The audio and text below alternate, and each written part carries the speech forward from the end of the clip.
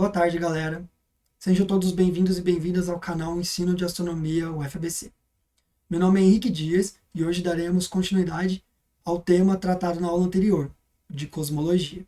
Essa aula não será transmitida ao vivo. Então, para compensar esse detalhe, eu estarei no bate-papo tirando eventuais dúvidas que surjam durante o decorrer da aula. Então, se vocês tiverem alguma dúvida, podem mandar no bate-papo que eu estarei olhando lá e tentarei tirar todas as dúvidas que aparecerem. Gostaria de pedir desculpas para vocês por conta do áudio da aula anterior que não ficou muito bom. O meu microfone estava com defeito e eu não percebi, tentei consertar na edição, mas o áudio ainda ficou ruim. Dessa vez eu providenciei um microfone novo e acredito que a qualidade do áudio está superior.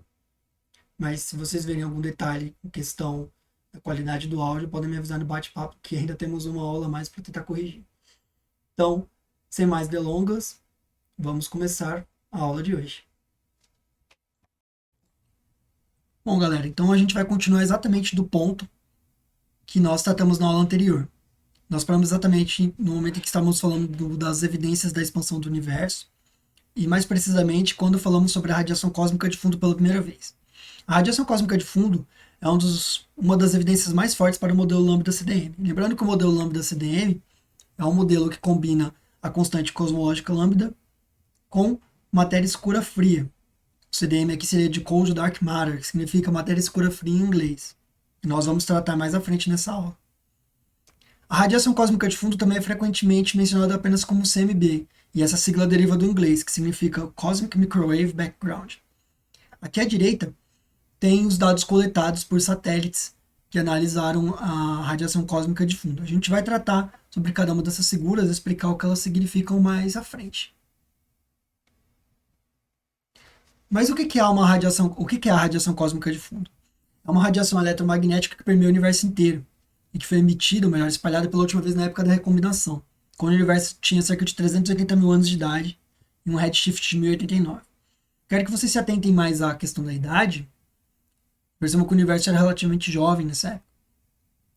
O termo de recombinação nós trataremos na aula de Cosmologia 3, em que nós falaremos sobre as fases do universo, a história do nosso universo. E aí a gente vai abrir cada uma dessas etapas e conversar sobre, com base em tudo que a gente viu até aquele momento. Mas por que se chama era da recombinação, né? Antes dessa era, os fótons, elétrons e os íons provenientes do Big Bang, eles interagiam constantemente. Quando esse processo de recombinação ocorre, os íons que vagavam livremente, eles capturam os elétrons e formam os primeiros átomos neutros. E esses átomos neutros já não interagem mais com esses fótons, então esses fótons ficam livres. E aí esses fótons se propagam livremente pelo espaço. Desde então o universo tornou-se transparente. A temperatura na época era de aproximadamente 3.000 kelvins, e a radiação era uma radiação de corpo negro dessa temperatura. Mas aí ela sofreu um redshift no caminho para cá, ao longo do tempo, né? Então que agora ela corresponde a uma radiação de corpo negro de 2,7 kelvins. Bom, ok, mas o que é uma radiação de corpo negro? Eu acho que vale a pena a gente abrir aqui para falar um pouco sobre isso. Então, o que é um corpo negro? O corpo negro é um objeto muito estudado na física, tem a seguinte propriedade.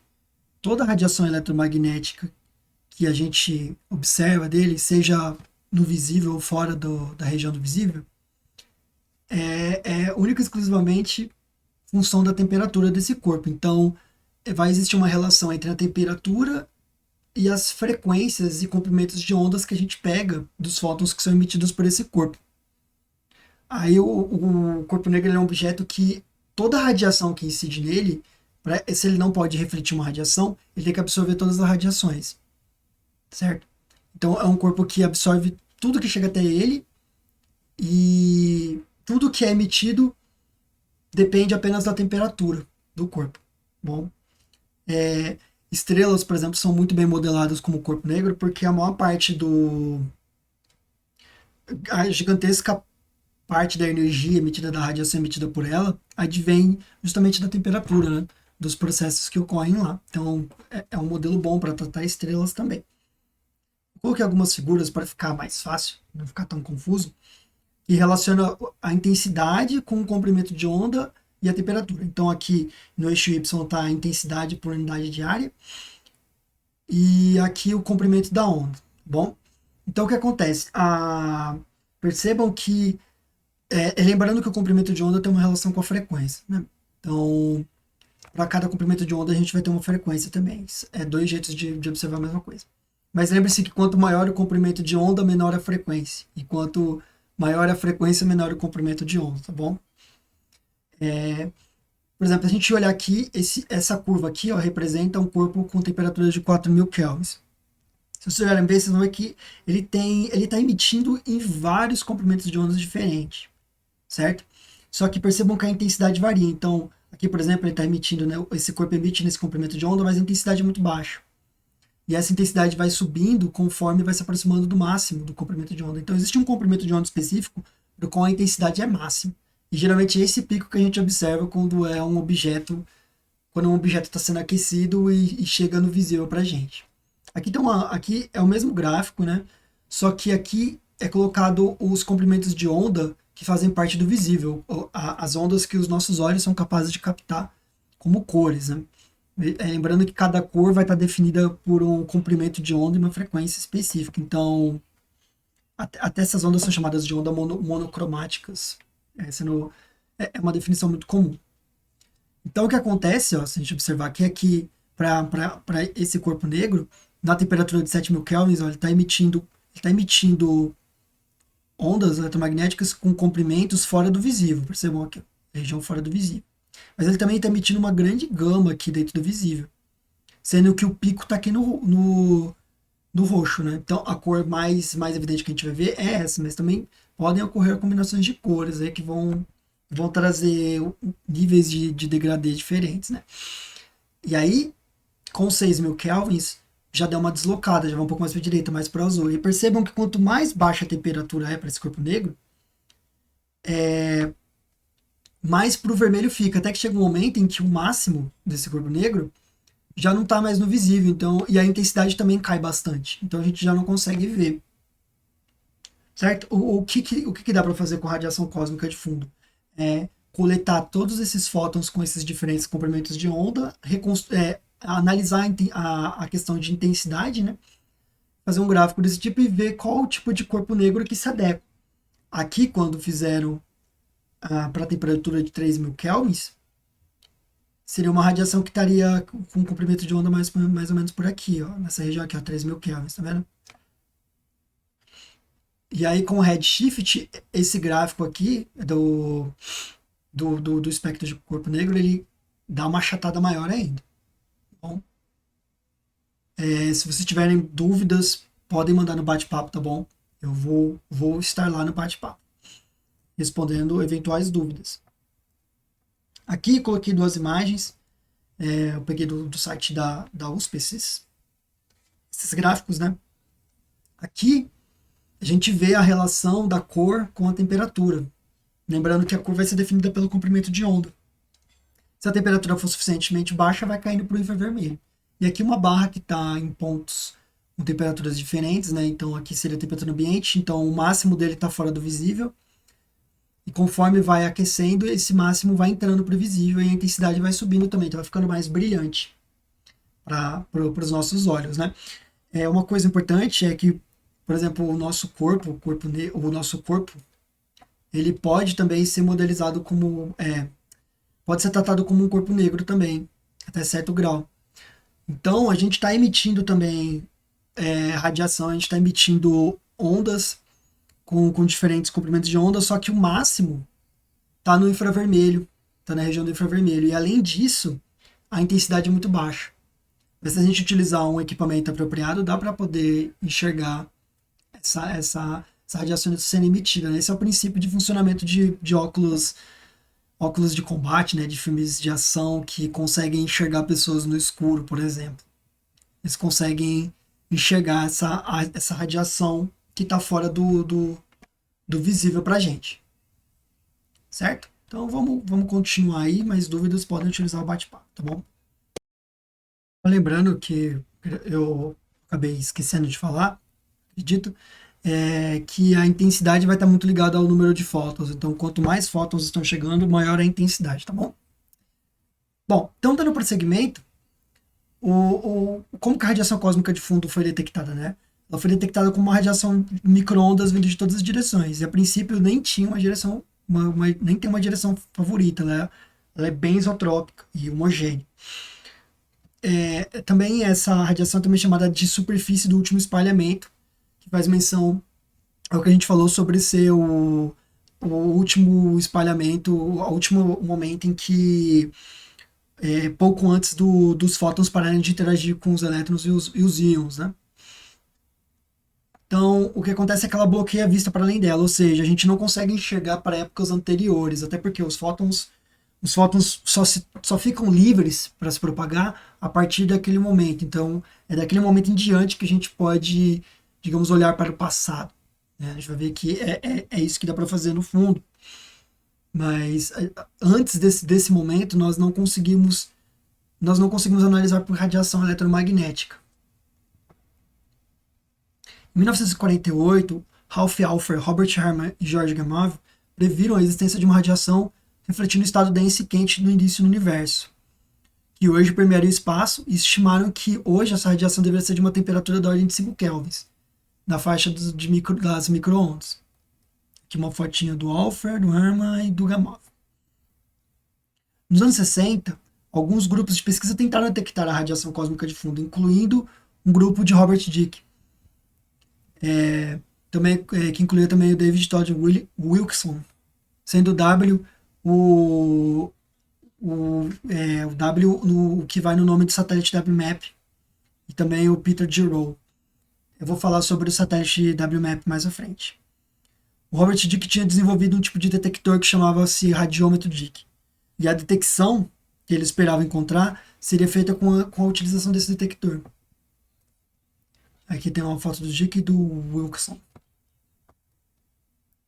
Mas aconteceu é que os físicos Arno Penzias e Robert Woodrow Wilson, que estavam justamente testando o radiômetro Dicke para uma empresa de telecomunicações, descobriram a radiação cósmica de fundo por acaso. Tinha muita interferência, eles estavam analisando e eles saíram descartando questão de objetos em volta, se não era algum tipo de sinal pirata de rádio, e acabaram descobrindo a radiação cósmica de fundo por acaso. Aqui o Penzias e o Wilson aqui no ano da descoberta, né? Havia um ruído que vinha de todas as direções e eles não conseguiam detectar, eles não conseguiam eliminar de jeito nenhum esse ruído.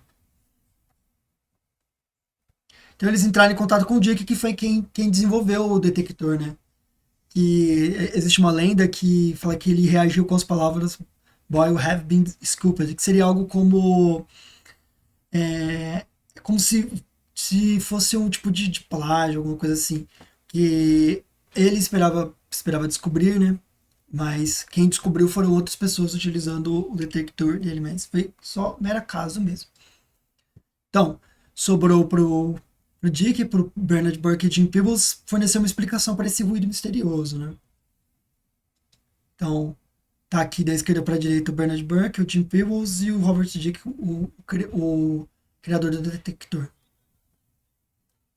Em 1978, Penzias e Wilson eles receberam o prêmio Nobel pela descoberta da radiação cósmica de fundo.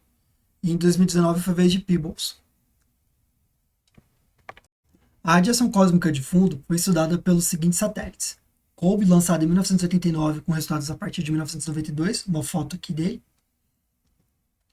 WMAP, que foi lançado em 2001 com resultados em 2003 e 2006, uma foto dele aqui.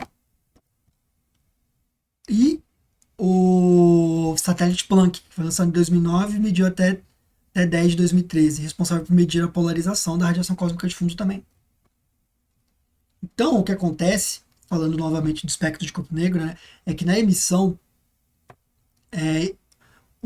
esses fótons que foram emitidos correspondem a um corpo negro com temperatura de aproximadamente 3.000 kelvins. Só que acontece é que, como o universo está se expandindo, esses comprimentos de ondas eles também foram esticados junto com o universo, no fator de 1090 devido à expansão do universo. Então, o que acontece é que esses fótons que se propagavam, ao mesmo tempo que o espaço se expande, o comprimento de onda deles também se expande, fazendo com que eles diminuam sua frequência. Aqui, ó. O que acontece aqui nesse gráfico? É parecido com o gráfico que a gente viu anteriormente. O que acontece? Aqui, essa linha representa um corpo negro de 2.725 kelvins, certo? Então isso aqui pode ser uma linha que, utilizando os modelos que a gente tem hoje, calculou essa linha aqui computacional com a distribuição da intensidade da radiação com base no comprimento de onda. Agora, cada pontinho desse aqui representa um dado experimental coletado. Percebam que tem uma correspondência incrível, né? É praticamente em cima da linha, utilizando essa escala que a gente está olhando aqui. O que são essas barrinhas verticais, né? Toda medida na física, ela não é exata. Na verdade, em nada, né? Tudo está associado a uma incerteza. Se a gente pegar uma fita métrica e medir, sei lá, a espessura de uma porta, vai ter uma incerteza na medida. E essas barrinhas aqui a gente chama de incerteza.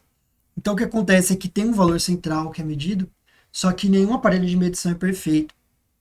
E então o que acontece é que tem uma incerteza adicionada aí. E aí, dependendo do que se mede, se tiver, por exemplo, se for um dado que é gerado com vários dados intermediários, essas incertezas elas se combinam de forma que gera uma incerteza total também.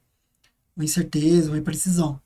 Então o que acontece aqui é que esses pontos representam a medida de fato e essas barrinhas verticais aqui representam essas incertezas. Às vezes, aqui no caso é bem coincidente visualmente, né? Provavelmente se a gente aproximar bem, a gente vai ver que não é exatamente tão certinho assim. Mas às vezes acontece é que a curva acaba não passando exatamente no ponto, mas passa dentro dessa barra, que é uma faixa de incerteza que rola aí.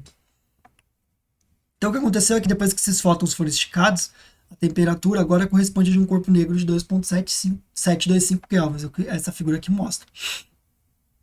Então a prova de que essa recombinação que eu falei anteriormente realmente aconteceu. E ainda é uma evidência experimental de uma época logo após o Big Bang. Ou seja, e também é mais uma prova para a expansão do universo, porque conseguiu ser prevista considerando esse redshift que esses fótons sofreram, né? Porque é um processo que se faz de trás para frente, né? Então é uma prova para a expansão do universo também, e muito forte. A descoberta do espectro quase perfeito de corpo negro e da anisotropia da radiação cósmica de fundo rendeu o Prêmio Nobel de Física de 2006 aos responsáveis pelo projeto COBE, John C. Matter e George F. Smoot, que é uma figurinha dos dois aqui. Então, o que acontece? Como que esses dados são coletados, né?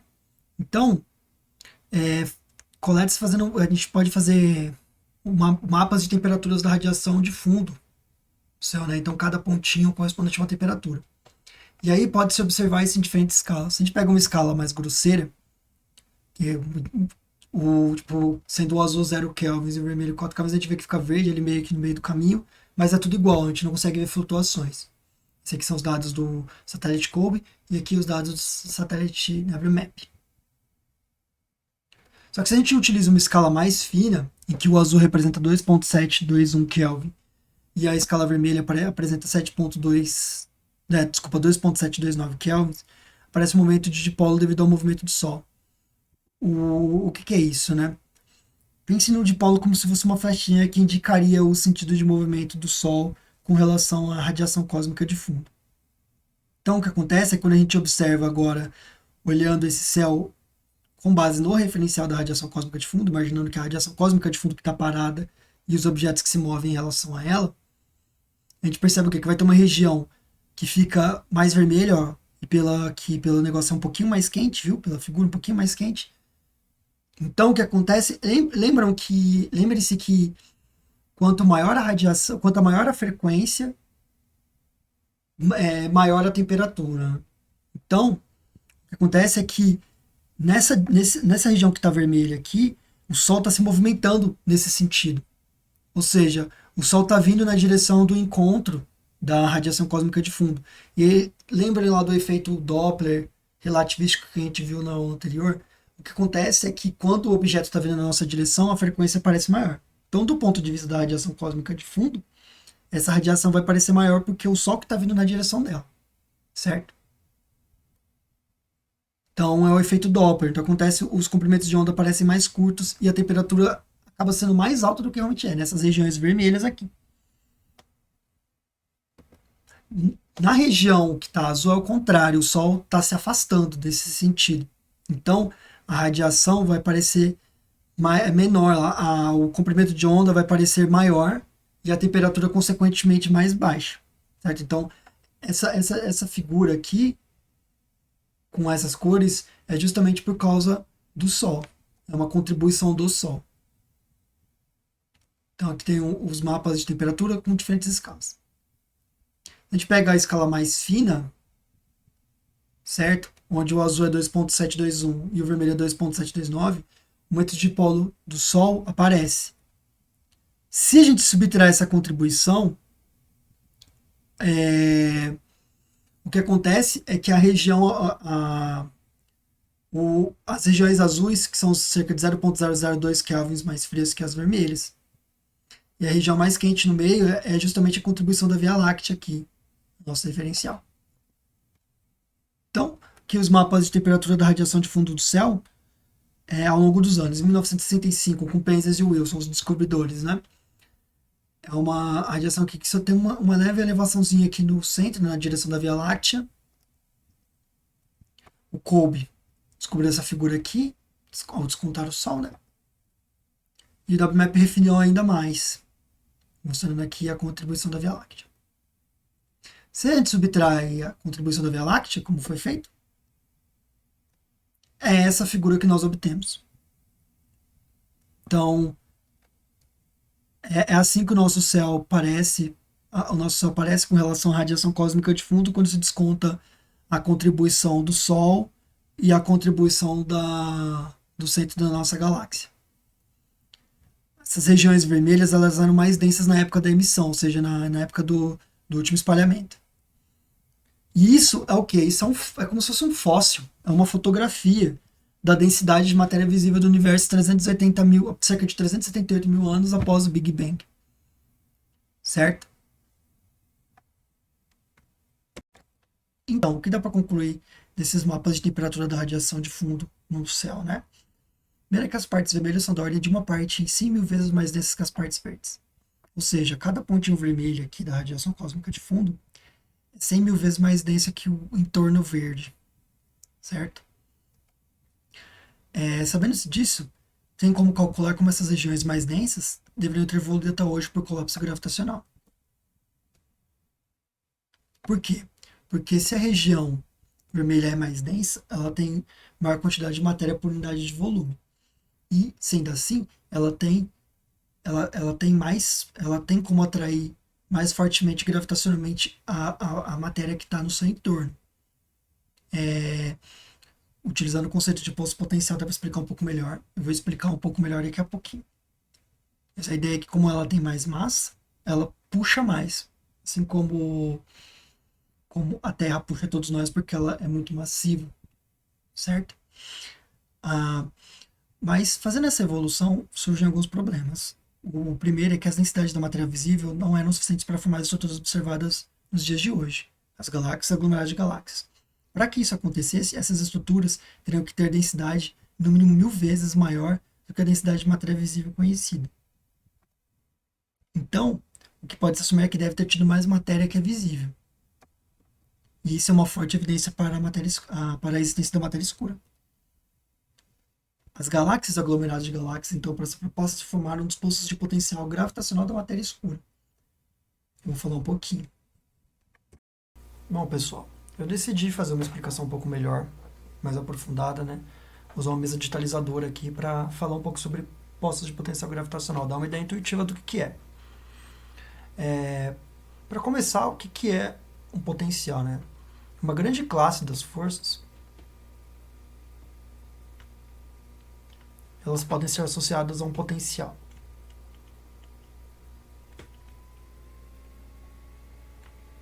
Uma grande classe das forças, elas são associadas a um potencial. Então, a força gravitacional dá para associar com um potencial também. E a força gravitacional é gerada principalmente por quê? Por acúmulo de massa. Então, se você tem uma massa naquela região, ela vai gerar uma força nos objetos que estão em volta. E essa força ela pode ser representada por um potencial. Então, eu vou chutar aqui uma curva de potencial. Não se apeguem muito ao formato, mas a ideia é que eu vou mostrar aqui. Então, vou fazer aqui uma curva assim. Vou fazer uma curva assim. Deixa eu esticar um pouco mais. Opa. Tá, deixa assim. Só vou subir um pouco esse eixo aqui para deixar mais claro. Tá bom assim. Bom, então vamos imaginar aqui um objeto que está passando e aí dá de cara que esse pulso potencial aqui. Então ele vai ser representado como nesse diagrama? Como uma linha com uma energia. Energia aqui. Pá. E1. E do que vai depender essa energia? Essa energia ela depende de principalmente duas coisas, né? Ser massa. Quanto mais massa o objeto tem, mais energia ele tem. E velocidade. Quanto mais velocidade esse objeto tem, mais rápido ele... Desculpa, quanto mais velocidade esse objeto tem, mais energia ele tem. Esse parâmetro depende principalmente disso. O que acontece quando chega aqui quando encontra um posto de potencial? Essas duas coisinhas aqui são chamadas de pontos de retorno. Pontos de retorno. O objeto passando aqui, ele vai fazer o quê? Ele vai ficar confinado nessa região do potencial aqui. Então, se ele cortou o potencial em duas linhas, significa que ele vai ficar confinado, o objeto fica confinado nessa região aqui. Então, cadê?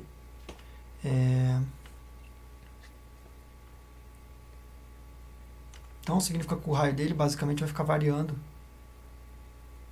daqui, ó, até aqui. Então, ele chega aqui, aí o raio dele volta até esse ponto. Chega aqui, o raio dele volta até esse ponto. Um detalhe legal é que nesse tipo de trajetória aqui, ó, reparem só. Pensar numa elipse aqui.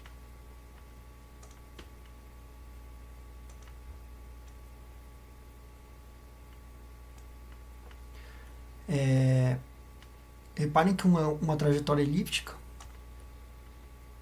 ela tem um eixo maior, ó, que é esse eixo aqui, que seria o meu R2, e um raio menor, que é o meu R1. Perceba que o raio nunca vai ser menor do que isso. Ó. Qualquer outro ponto que a gente pegar, o raio sempre vai ser o mesmo tamanho, e esse raio aqui vai ser o maior de todos, não vai ter nenhum outro raio maior do que esse em toda essa trajetória. Esses raios são justamente o raio R1 e o raio R2. Então, objetos que acabam ficando presos no pulso potencial, eles vão fazer essas trajetórias aqui, trajetórias elípticas. Se for muito próximo, por exemplo, o potencial cortar bem aqui, vai ser num ponto bem específico, vai ser uma trajetória circular, por exemplo. Então, qualquer objeto que passar com uma energia que acaba acontecendo essa configuração de cortar esse potencial em dois pontos, ele vai gerar uma trajetória assim. E o que gera essas curvas? No caso dos postos de potencial gravitacional. É a massa, a quantidade de massa que tem ali. Então, se tem matéria escura ali, ela vai gerar uma curva dessa, e a matéria que está em volta acaba ficando confinada nisso daí. E detalhe que as outras porções de matéria que estão por fora, elas acabam sendo influenciadas por essa matéria que fica concentrada aqui também. Então, é uma coisa que vai só aumentando. Para dar um exemplo para servir para um pouco depois já, se a gente tem uma energia... Ó, deixa eu fazer de outra cor para ficar cor azul aqui. Se a gente tem uma energia E2 aqui, que reparem, ó, ela está acima do posto potencial, ela não corta o posto de potencial em dois pontos. Então o que acontece? Ela passa direto. Então ela não vai ser confinada gravitacionalmente aqui. Isso vai ser importante por um exemplo que eu vou dar lá na frente. Mas o que significa o quê? Que esse corpo ele passou direto. Ele vai perder energia aqui quando interagir com o potencial, mas ele vai passar direto. Entende? Ele não vai chegar a ficar confinado. Bom, era isso que eu queria mostrar com isso.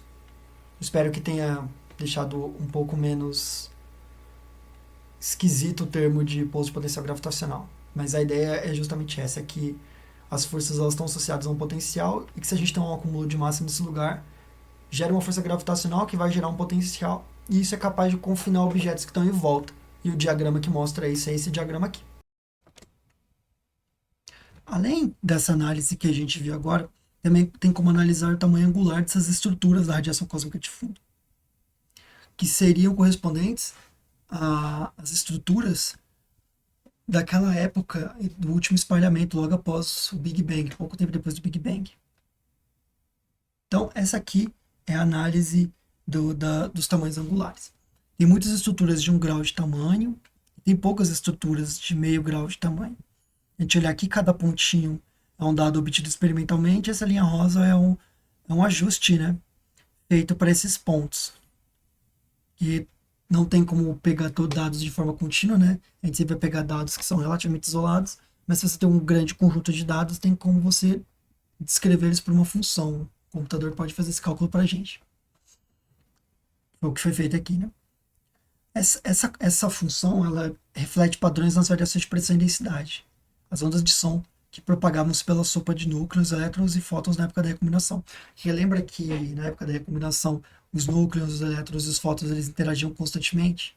No caso, os núcleos por causa dos íons, né? E isso foi antes desses íons capturarem os elétrons formando os átomos neutros. E essa fase ela pode ser estudada pela física de gases quentes. Cálculos complicados mostram que a posição do primeiro pico, esse primeiro pico aqui, é uma medida para a matéria, desculpa, é uma medida para a densidade total, que é a matéria visível mais a matéria escura mais a energia escura do universo. E essa densidade total é justamente igual à densidade crítica. Como havíamos determinado a densidade de matéria visível mais escura da ordem de 31% da densidade crítica, podemos dizer que a densidade da energia escura é 69% da densidade crítica. Essa é uma evidência indireta para a energia escura. Os mesmos cálculos complicados conseguem prever a forma exata, posições e alturas dos demais picos do espectro angular para diferentes modelos cosmológicos.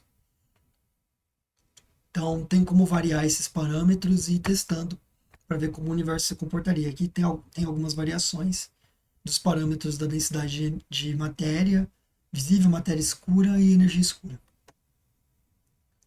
Também dá para fazer, por exemplo, a razão entre as alturas do primeiro e do segundo pico nos diz qual a fração da matéria bariônica. O espectro angular da radiação cósmica de fundo bate exatamente com o espectro previsto para o modelo lambda-CDM. Matéria visível compõe 5%, matéria escura 26% e energia escura 109% da densidade. E essa é uma prova para todo o modelo lambda-CDM. Aqui, nesse gráfico, cada uma dessas linhas aqui representa uma simulação feita com diferentes parâmetros de densidade, energia e matéria. E esses pontos aqui são as evidências, são os dados coletados experimentalmente com suas respectivas incertezas. Dá para ver que corresponde justamente a essa configuração aqui. Nessas linhas aqui estão descritas os parâmetros de cada uma das densidades foram modificados. Mas dá para ver o ajuste fino aqui para uma das curvas, que corresponde justamente a essa configuração aqui, que é a prova para todo o modelo lambda-CDM. Também existem outras evidências para a matéria escura.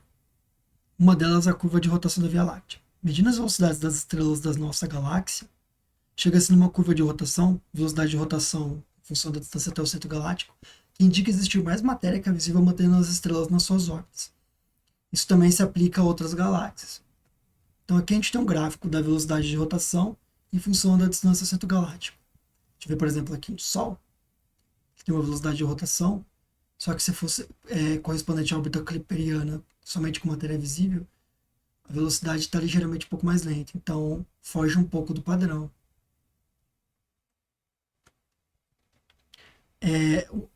Seguindo, outra evidência são as massas de aglomerados de galáxias. A gente já falou um pouco sobre a massa de aglomerados de galáxias e a dinâmica das galáxias. Em 1933, Zwick postulou a matéria escura em Como. Esse é o Fritz Zwick e esse aqui é o aglomerado de Como. As galáxias em aglomerados se movimentam com velocidades que podem ser medidas através de seus espectros pelo efeito Doppler. Aquele efeito Doppler que a gente discutiu no aula anterior. Essas velocidades dependem da massa do aglomerado. De uma forma similar às estrelas da Via Láctea, que podem então serem calculadas. A estimativa é que as massas tenham de 10 elevado a 14 a 10 elevado a 15 vezes a massa solar. Agora, considerando a radiação do gás interaglomerado. Além de galáxias, os aglomerados contêm gás também, de massa maior do que as galáxias, e irradia em raios X devido à sua temperatura. Então, esse gás irradia em raios X. A pressão deste gás está em equilíbrio com a gravitação do aglomerado. Medindo essa radiação em raio-x, tem como calcular a temperatura e a pressão do gás interaglomerado e a massa do aglomerado por consequência, já que os dois estão em equilíbrio físico, né? Basta igualar a força de pressão do gás com a força gravitacional do aglomerado. A estimativa é que as massas são de 10 elevado a 14 a 10 elevado a 15 vezes a massa solar. Outro, outro ponto são os efeitos de lente gravitacionais. Isso foi um efeito visto em relatividade geral, né? Mas eu coloquei um breve resuminho aqui também. Então, o que acontece? Massas altas como aglomerados de galáxias desviam a luz e distorcem a imagem de objetos atrás da massa, por exemplo, galáxias mais distantes. Então, o que acontece? Lembram que da aula de relatividade, o espaço ele pode ser curvo na presença de massa ou energia. A gente falou isso também na aula anterior. O que acontece é que a luz, ela também enxerga o espaço curvo. Então, a luz segue uma linha reta, mas ela segue por um espaço curvo. Então, se tem massa e essa massa curva o espaço, a luz vai seguir uma linha reta nesse espaço, que no caso é uma curva, porque o espaço está curvado. Aqui está uma representação gráfica. A gente tem uma fonte, algo que está atrás, por exemplo, uma estrela ou um planeta, alguma coisa assim. E então, quando passa por esse aglomerado aqui, a gente vê que a luz ela se curva de forma que chega até a Terra. Isso faz o quê? Faz com que a intensidade da luz pareça maior do que realmente é, distorcendo a imagem de trás. É muito parecido com o que aconteceu em Sobral quando provaram a lei da relatividade geral. A prova da relatividade geral, uma das evidências, né, foi observar uma estrela durante um eclipse solar. E aí deu para ver que a estrela mudou de posição. E essa mudança de posição não é que ela mudou de posição de verdade, é que a luz curvou. E aí parece que ela está vindo de um lugar, mas na verdade ela está vindo de outro. Aqui acontece a mesma coisa, só que quando o aglomerado está na frente, deforma a imagem no fundo. Medindo a distorção das imagens dessas galáxias de fundo, tem como determinar a massa do objeto na frente.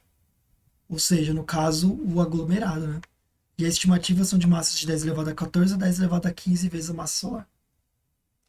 Então, o que acontece? Os métodos concordam.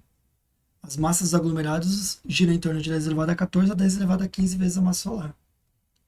Só que quando você faz a soma das massas das estrelas nas galáxias,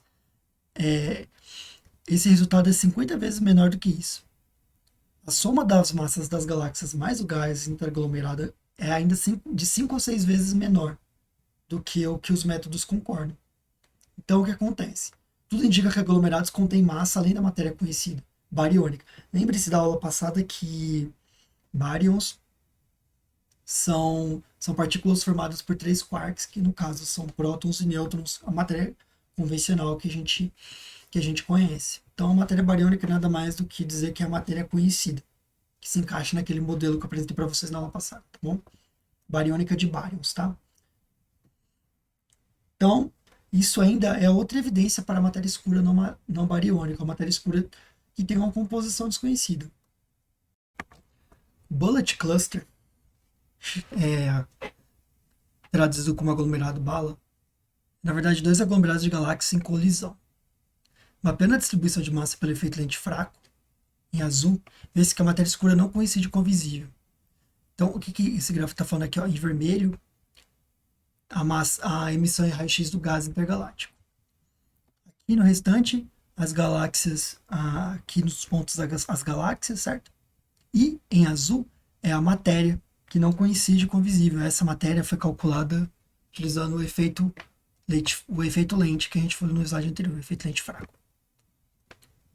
A matéria escura ela fica na frente por estar menos sujeita à fricção, menos sujeita ao atrito. Essa é vista como uma das melhores, se não a melhor evidência da existência da matéria escura.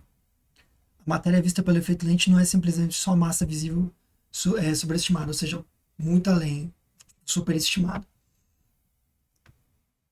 Então, o que podemos concluir até aqui? Nós temos evidências para a matéria escura de fontes completamente diferentes e independentes. Primeiro é a radiação cósmica de fundo, segundo as suas galáxias, e depois os aglomerados de galáxias. E ainda existem mais. E qual é a constituição da matéria escura? Nos anos 80 havia um debate com relação a machos e WIMPs. que significa macho nesse contexto, né? Em outros contextos a gente sabe o que significa. Mas nesse contexto significa Massive Compact Halo Objects, ou objetos do halo massivos e compactos, ou machões, né? Eles têm que tomar cuidado, são meio... pode ser meio briguento, né? Então, quem são esses objetos, né? Esses objetos do halo massivos e compactos? São os objetos que nós vimos nas aulas de objetos compactos. As anãs marrons, aqui, Júpiter, ou seja, estrelas comuns mais de baixo brilho, anãs brancas, estrelas de nêutrons e buracos negros. São todos os objetos que nós já vimos antes.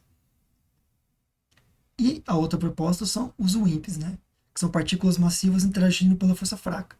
Do inglês, Weakly Interacting Massive Particles. Essa palavra inglesa, WIMP, também significa chorão. E se você viveu os anos 90 e 2000 que nem eu, você pensou a mesma coisa quando viu a palavra chorão. Eu não vou colocar nenhuma imagem para não tomar nenhum ban. Mas o que são WIMPs de fato? São partículas elementares interagindo com o resto da matéria só pela força fraca e pela gravitação. Como, por exemplo, neutrinos ou as partículas preditas pela teoria da supermetria, entre outras. Elas são praticamente invisíveis. Isoladamente elas são invisíveis, mas em grande quantidade elas têm um efeito gravitacional considerável. Como que se detecta os machos, né? Eu vou poupar vocês das piadinhas de tiozão agora. Mas uma das formas de conseguir é pelo efeito lente, que é uma consequência da relatividade geral. A luz deflete a massa, foi o que a gente falou quase agora. Quando o macho passa na frente de uma estrela de fundo, a luz da estrela é focada na Terra. Não testem em casa. Então, aqui tem uma figura da estrela de fundo. Quando passa um objeto supermassivo, a deformação do espaço faz com que a luminosidade se altere na Terra. A estrela vai parecer mais brilhante por algumas horas ou dias. Por ser um efeito fraco, se comparado com o efeito devido à galáxia aglomerada, se fala em microlensing, ou seja, uma microlente. O efeito é consideravelmente mais fraco e mais sensível do que quando se passa aglomerados de galáxia, né, pela quantidade de massa envolvida. Pela curva da luz de estrela no fundo, pode-se determinar a massa desse macho. Então, aqui tem o pico de luminosidade que ocorre quando esses objetos massivos passam. Mas, novamente, com os pontos significam dados experimentais e a reta o ajuste, né? Desculpa, a reta não, a curva. Então, o projeto MASH, o que foi o projeto MASH? Foi um projeto que observou 12 milhões de estrelas na Grande Nuvem de Magalhães de 92 a 98, com um telescópio no Observatório Sommerhill, na Austrália. Aqui a Grande Nuvem de Magalhães, galáxia, e aqui o observatório. Detectaram entre 13 e 17 eventos, que é a estimativa do número total de machos na Via Láctea. Determinando a massa desses machos, consegue-se estimar a massa total dos machos em nossa galáxia. Mas então, machos ou WIMPs, quem vence? O projeto e outros similares detectaram vários machos, logo eles existem. Isso não há dúvidas.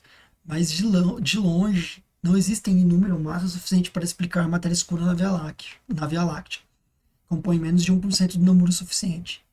A matéria escura deve consistir na maioria de WIMPs, partículas elementares ainda não detectadas, ou seja, os chorões derrotaram os machões. É isso aí, peguem seus skates. Então, essa matéria ela tem que ser constituída de algo que quase não interage com a matéria comum, somente pela gravitação e talvez pela força fraca. Caso contrário, já teria sido observado de alguma forma. Nos anos 80 ainda foram apontadas duas possibilidades. Primeiro é a matéria escura quente, do inglês Hot Dark Matter. São partículas de muita baixa massa e com altas velocidades. Envolvem neutrinos, que têm massa da ordem de 10 elevado a menos 36 kg, ou outras partículas hipotéticas. E Cold Dark Matter, matéria escura fria. Partículas ou até objetos normalmente com massa mais alta, mas com velocidades mais baixas.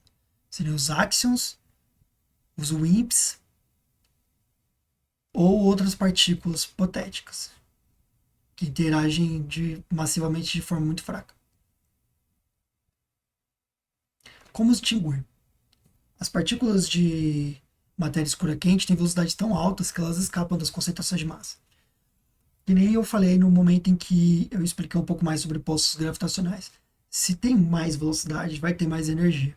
E se tem mais energia, acaba escapando daquele poço potencial gravitacional que a gente falou quase agora, alguns minutos atrás. Então, nesse cenário, a, a, as partículas que compõem a matéria escura quente, elas escapam porque elas têm muita energia. Elas não ficam aprisionadas gravitacionalmente. Então, elas não participam na formação dessas estruturas. Primeiro se formariam apenas as maiores estruturas, os superaglomerados. As galáxias se formariam apenas depois, por fragmentação dessas estruturas maiores que se formaram, no cenário top-down, de cima para baixo. Já a matéria escura fria, Cold Dark Matter, permanece ligada às estruturas pela gravitação. Como elas são partículas que têm velocidade menor, a energia delas é menor e elas acabam por ficar presas nesses postos gravitacionais. Então, ela participa da formação das estruturas. As menores estruturas já conseguem se formar cedo, e depois se juntam para formar as estruturas maiores no cenário bottom-up, ou de baixo para cima. Como distinguir? A formação das estruturas se dá diferentemente nas duas hipóteses, top-down versus bottom-up. Top-down sendo de cima para baixo e o bottom-up de baixo para cima. A evolução das formas e tamanhos das estruturas da distribuição da matéria, incluindo a matéria visível, ou seja, das galáxias, se dá diferente nas duas hipóteses. Para achar a resposta final, foram feitas simulações. Então, foram feitas simulações que calculam a evolução das estruturas no universo contendo a matéria escura fria, CDM, ou a matéria escura quente, HDM. E as duas prevêem distribuições de galáxias diferentes. Aqui à esquerda, num cenário em que a matéria escura é quente, e à direita,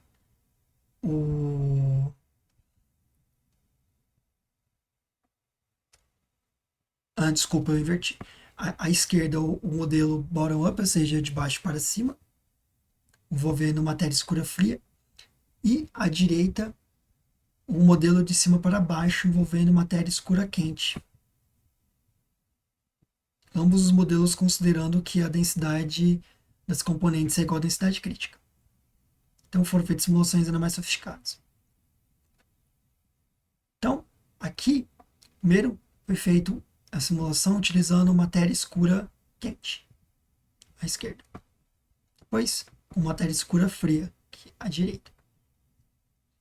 E aí foi comparado posteriormente com a densidade observada. Dá para perceber que a CDM ela representa bem melhor o padrão observado. E aí dá para fazer uma evolução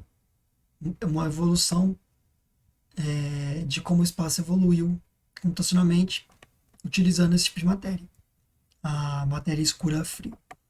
Aqui, Z igual a 27,36, a gente vê o passado, né?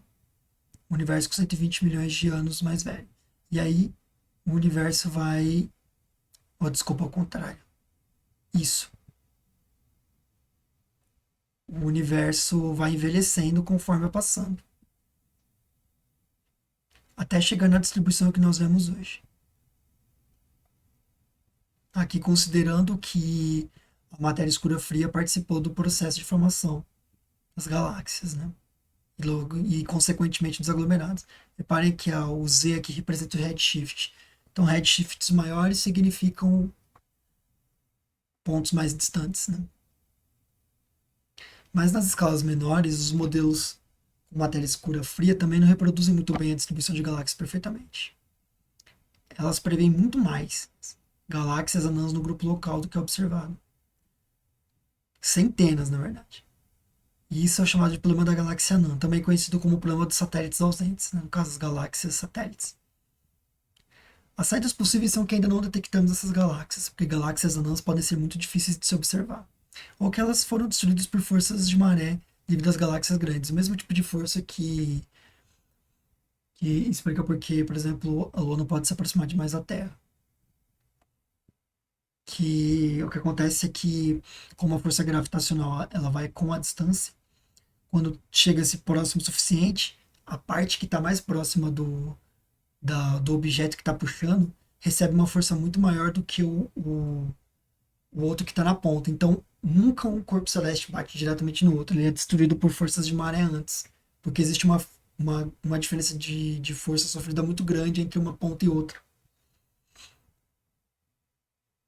Também existe o problema chamado problema dos halos pontudos, do inglês Cusp Halo Problem, em que as distribuições de densidade em halos da matéria escura, simulações de CDM, são muito mais pontudas do que observado em galáxias investigando as curvas de rotação delas. Aqui o que o modelo CDM prevê e aqui o que é observado. Também temos o problema da morfologia galáctica utilizando matéria escura fria. Se galáxias crescerem hierarquicamente, então galáxias de alta massa requerem muitas fusões, e fusões grandes criam bojos inapagáveis. Porém, 80% das galáxias observadas não contêm bojos, e galáxias, discos gigantes sem bojos são comuns. A fração das galáxias sem bojos foi quase constante por 8 bilhões de anos. Há várias tentativas de resolver os problemas e uma delas inclui utilizar misturas de CDM com HDM, ou seja, utilizar matéria escura fria e matéria escura quente em misturas diferentes. Ou até mesmo utilizar matéria escura morna, que seria uma conciliação entre os modelos da matéria escura fria e da matéria escura quente. Quais são as evidências da energia escura? Supernovas, elas são explosões de estrelas no final das suas vidas. Para supernovas do tipo Ia, as explosões sempre ocorrem com a mesma luminosidade, que conseguimos determinar através de supernovas já que correram perto daqui. Supernovas do tipo Ia é uma anã branca que tem uma parceira, uma estrela parceira, num sistema binário. A anã branca ela já chegou no seu limite, porque existe um fenômeno quântico que impede ela de colapsar, certo? Então, só que quando ela continua aumentando sua massa, pegando emprestada de uma estrela que faz um par binário com ela, essa massa aumentando, em algum momento, eventualmente, acaba gerando um processo de efeito em cadeia que desestabiliza ela e acaba tendo uma explosão bem violenta. Então, as supernovas do tipo I, elas são esse tipo de supernova que ocorre em sistemas binários, envolvendo a anã branca e alguma estrela no sistema binário. As supernovas elas são tidas como as aulas padrão. A luminosidade aparente, ou seja, o brilho do objeto no céu, diminui com o quadrado da distância até nós. Então, dá para determinar a distância de uma supernova A e então da galáxia onde ela ocorreu, medindo a sua luminosidade aparente. Porque se todas elas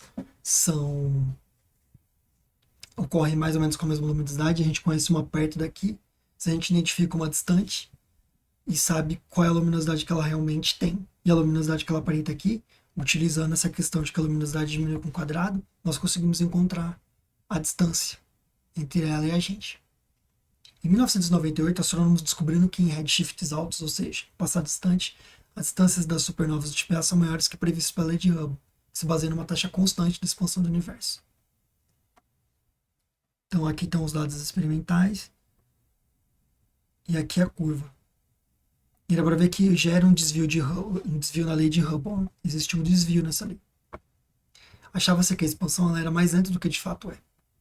A expansão do universo é acelerada, e isso é uma forte evidência para a energia escura.